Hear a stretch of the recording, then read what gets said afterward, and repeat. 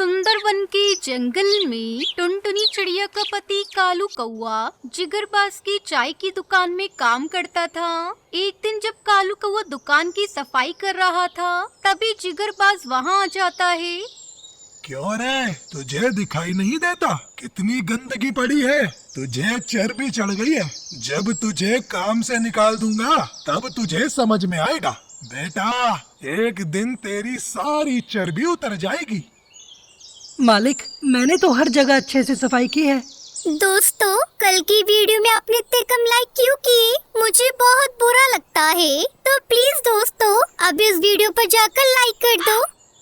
एक तो गलती करता है, ऊपर से जुबान लड़ा रहा है। ठहर जा, मैं तेरी सारी चर्बी अभी उतार देता हूँ। ये कहकर जिगरबाज कालू कौए को पीटने लगता है। मालिक, मेरी क्या गलती थी?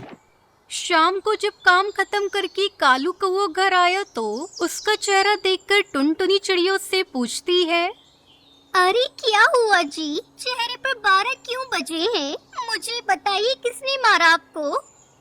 आज मालिक ने फिर से डांटा और मुझे मारा भी। पर आपको उसने क्यों मारा?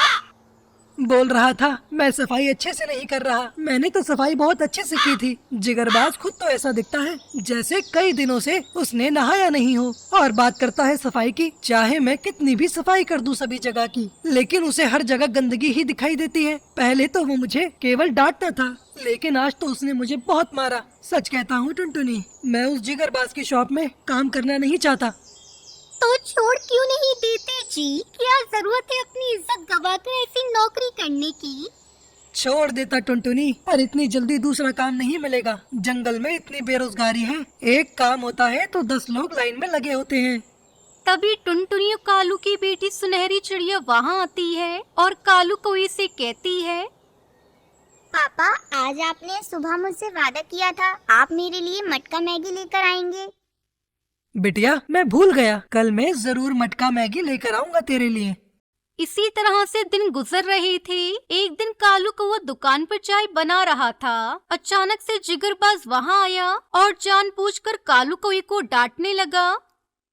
क्या रे कलुए, तूने चाय तो बिल्कुल बेकार बनाई है। इसकी भरपाई कौन करेगा? मालिक, मैंने तो ध्यान से ही चाय बनाई थी, आप खुद पीकर देखिए। अबे, तू मुझसे फिर से जुबान लड़ा रहा है। अब तू देख मैं क्या करता हूँ। फिर जिगरबाज ने गरम चाय कालू कौए के शरीर पर डाल दी। कालू कौआ जोर जोर से चिल्लाने लगा। जल गया रे, जल गया। मेरा पूरा शरीर जल गया। मालिक, मेरी क्या गलती थी जो आपने मेरे शरीर पर खौलती हुई चाय डाल दी?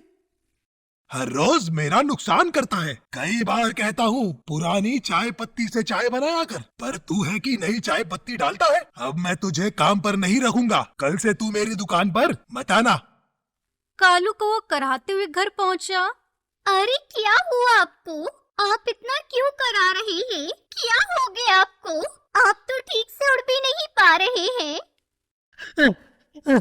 आज तो मेरे मालिक ने हद ही कर दी। उसने गरम गरम खौलती हुई चाय मेरे बदन पे डाल दी, और तो और मुझे उसने काम से भी निकाल दिया। अब क्या होगा टुनटुनी? घर का खर्च अब कैसे चलेगा?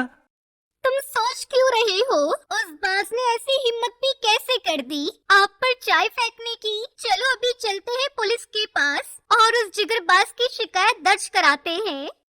नहीं टुनटुनी, उस बाज का कुछ भी नहीं बिगड़ेगा। सारे पुलिस पक्षी पैसे लेकर उल्टा हमें ही परेशान करेंगे। टुनटुनी, बस तुम ये सोचो कि घर कैसे चलेगा। मैं तो अब कुछ दिनों तक बिस्तर पर पड़ा रहूंगा। मुझसे तो कुछ काम भी नहीं होगा।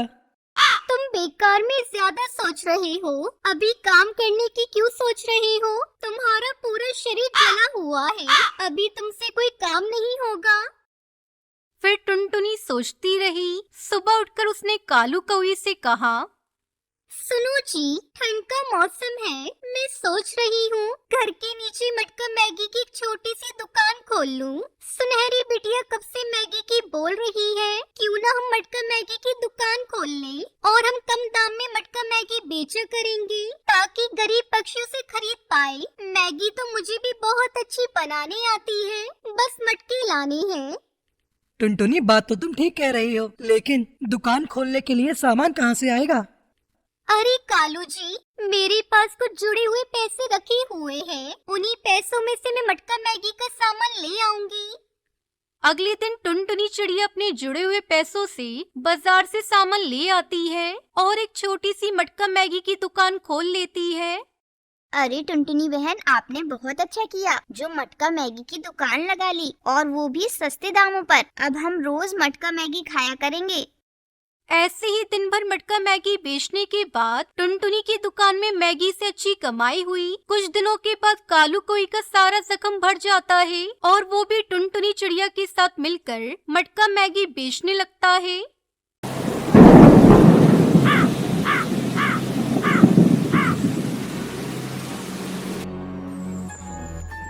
एक घने जंगल में बबली कबूतरी अपने घोंसले में अकेले रहा करती थी। कई महीने पहले उसके पति बंटी कबूतर ने उसे अपने घर से निकाल दिया था और दूसरी शादी कर ली थी, क्योंकि बबली कभी माँ नहीं बन पाई थी। एक दिन जंगल में तेज बारिश हो रही थी और बबली अपने घोंसले में बैठी थी। तभी उसे किसी बच्चे की रोने की आवाज सुनाई देती है।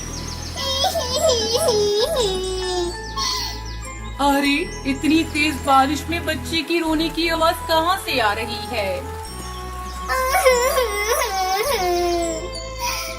मम्मा, मुझे डर लग रहा है। मम्मा, जल्दी मेरे पास आओ माँ। तब तक आप लोग कमेंट में बताएं 9+5+8 कितने होते हैं। बबली कबूतरी आसपास उस बच्चे को ढूंढने लगती है। तभी उसकी नजर बरगद के पेड़ पर जाती है। उस पेड़ पे एक नन्हा चिड़िया का बच्चा बारिश में भीग रहा था और रोए जा रहा था। तुम कौन हो और कहाँ से आई हो? इस जंगल की तो नहीं लगती। मुझे नहीं पता, मेरा गल कहाँ है? ये तूफान मुझे उड़ाकर यहाँ ले आया। मम्मा कहाँ है? मुझे मेरे गल पहुँचा दो आंटी। अच्छा ठीक है, तुम मेरे घर चलो मेरे साथ। बारिश रुकने पर मैं तुम्हारी मम्मी पापा की तलाश करूंगी। बबली कबूतर उस बच्ची को अपने साथ लेकर आती है। बच्चे ये लो, मीठे फल खाओ, तुम्हें भूख लगी होगी ना? वो बच्ची मीठे फल खाने लगती है। ना जाने ये बच्ची किसकी है, इसे तो अपना घर भी नहीं पता। मैं कैसे इसकी माँ की तलाश करूँगी? 2-3 दिनों तक लगातार बारिश होने के बाद रुक जाती है। बबली उस बच्ची के माँ बाप की तलाश करती है, पर कुछ भी पता नहीं चलता। उधर दूसरे जंगल में टुनटुनी चिड़िया पागलों की तरह अपनी बच्ची की तलाश कर रही थी। मेरी बच्ची कहाँ हो तुम? कहाँ चली गई? कितनी बार मना किया था, मुझसे बिना पूछे या बिना बताए कहीं मत जाया करो। सुनहरी के पापा, कहीं से भी मेरी सुनहरी को ला दो, उसके बगैर मैं नहीं जी सकती। सुनहरी की माँ, मैंने सुनहरी को कई बार तलाश किया पर वो मुझे नहीं मिली। तूफान इतना भयंकर था कि कई पक्षियों को तूफान अपने साथ उड़ा ले गया। शायद अपने बच्चों को भी ये तूफान उड़ा कर ले गया। सब्र से काम लो, अगर ईश्वर ने चाहा तो हमारी बेटी एक दिन अवश्य मिल जाएगी। कई साल बाद टुनटुनी चिड़िया अपनी बेटी सुनहरी को ढूंढते ढूंढते नदी किनारे दूसरे जंगल में चली आती है। उस समय बबली नदी पर पानी पी रही थी। सुनहरी भी उसके साथ थी। सुनहरी को देखते ही टुनटुनी उसे पहचान जाती है। सुनहरी, मेरी बेटी, तुम कहाँ चली गई थी? तुम्हारी तलाश में इतने दिनों से मैं भटक रही थी। चलो अपने घर, मैं तुम्हें लेने आई हूँ। घर पर तुम्हारे पापा भी तुम्हारा इंतजार कर रहे हैं। ये आंटी कौन है? मेरी माँ तो आप हो। इनके साथ मैं कहीं नहीं जाऊंगी।